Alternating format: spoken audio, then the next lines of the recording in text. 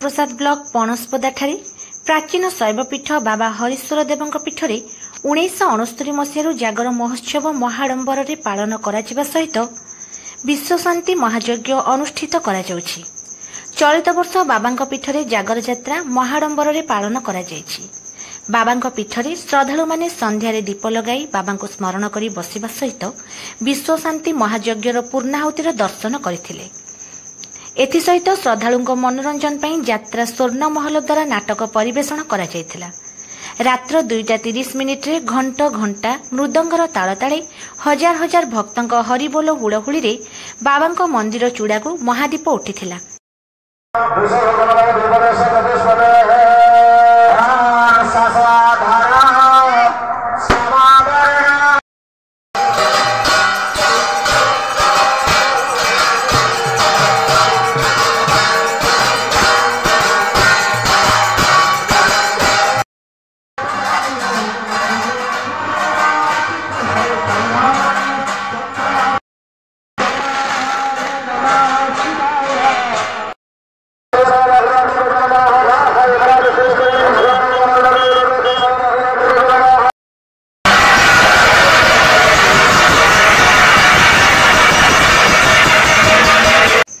परे हजार हजार श्रद्धालुଙ୍କ फगु खेल सहित ग्राम देवता वृंदावन एवं बाबा हरीश्वर देवଙ୍କ मध्यरे हरिहर भेट महाडंबर करा जायथिला।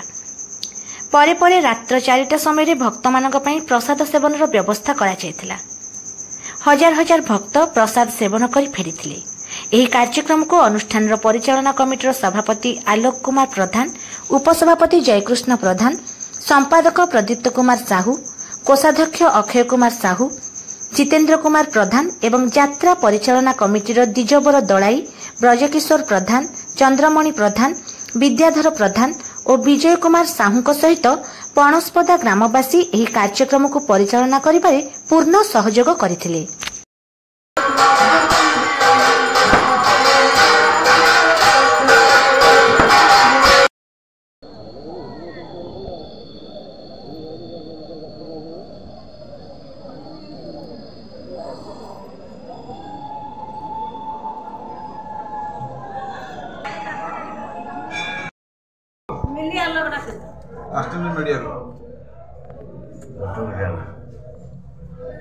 गोटे पूजारी फोटो नहीं मिसे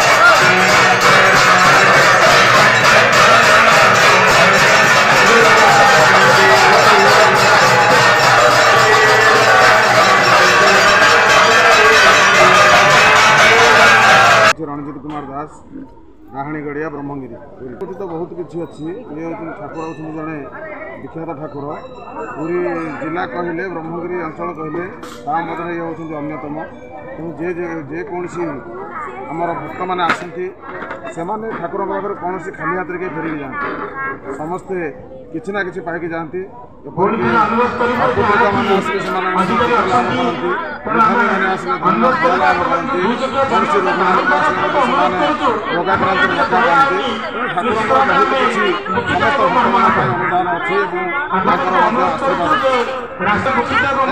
यात्रा तो मु प्राय 8-10 वर्ष आसवा मध्य देखुची बहुत जागर यात्रा बहुत आडंबर भाव पालन कर